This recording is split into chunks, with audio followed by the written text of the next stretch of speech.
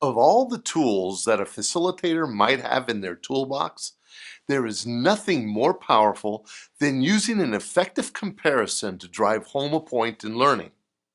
So if you want to add this to your facilitator toolbox, then stay tuned to this video, which is all about using comparisons in learning.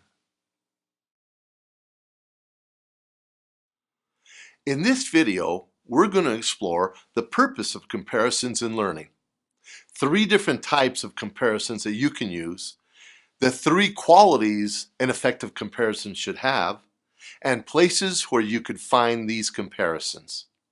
Now, comparisons are a form of word pictures. They usually require only a few words, yet they can paint vivid mental images. In short, you can say that they aid in the flow of the material. They make the learning points more memorable. They help in explaining new concepts by connecting them with something that is already familiar to your participants. Now, there are 3 types of comparisons. The 3 simplest forms we're going to explore in this video are the simile, the metaphor, and the analogy. Let's take a look at each of these a little bit more in depth. Let's first look at the simile. A simile is a comparison that uses the words like or as. For example, I might say a winner is like a 1-year-old baby when trying to walk. The baby keeps falling on his little bottom, but he always gets back up. Eventually, he will learn to walk as long as he keeps getting up. We too will be successful as long as we keep getting up when we fall down. Did you get it? I know you did.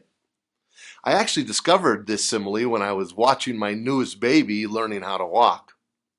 Now let's look at the metaphor.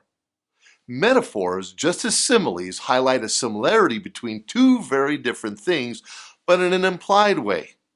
Metaphors talk about one thing while describing something else. For example, when asking about a downline's leadership skills, I might reply with, "She may seem shy and ordinary now, but give her a couple of more years, she's truly a diamond in the rough." Do you see it? Just like diamonds, her true skills are only realized through a polishing process. Finally, let's look at an analogy. An analogy highlights points of comparison to help learners understand something new by comparing it with something they know. For example, life is like a race. The one who keeps running wins the race, and the one who stops to catch a breath loses. Or this one, just as a sword is the weapon of a warrior, a pen is a weapon of a writer. Now, you can use any of these types of comparisons before going on to a topic, which is called pre-topic, or talk on the topic directly and then bring in the comparison later, which is called post-topic. Or you can intertwine the both of them. However, like with any spice, comparisons can enhance the natural flavor of your message, but when overused, can spoil it. So use them as appropriate and in the right quantity throughout your session. Okay, was that a simile, a metaphor, or an analogy? You got it. I use the word like when I said like with a spice, so it must be a simile. You see now how effective they can be? Good. When it comes to selecting the right comparison, to be effective, there are 3 qualities that they need to have. They need to be short, 1 or 2 paragraphs at the most. Relevant. It should fit within the material or the topic that you're covering. And universal. They need to be easily understood by your audience, which could be from different ages, genders, and backgrounds. Now, when it comes to finding comparisons, where do you look? Comparisons are everywhere. You might be using them already. Here's some tips. Look for them everywhere. In poems, songs, quotes, movies, books, magazines, in real life. Pay attention and reflect on what and how they are using similes, metaphors, and analogies to convey ideas. You can even buy comparison books and subscribe to services that provide them. Now, here is the best tip that I can give anyone who wants to become a collector of them just like I am. Keep a journal.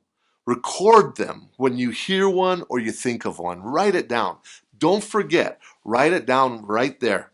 You will never be sorry, and you will always have an unlimited resource of them. There you have it.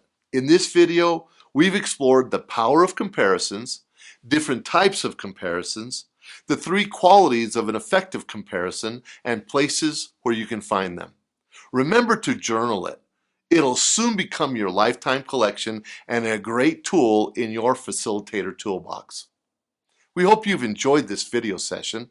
Don't forget to download the resources and the job aids associated with the video, and make sure you complete the activities because they're designed to help you put your newfound knowledge into action.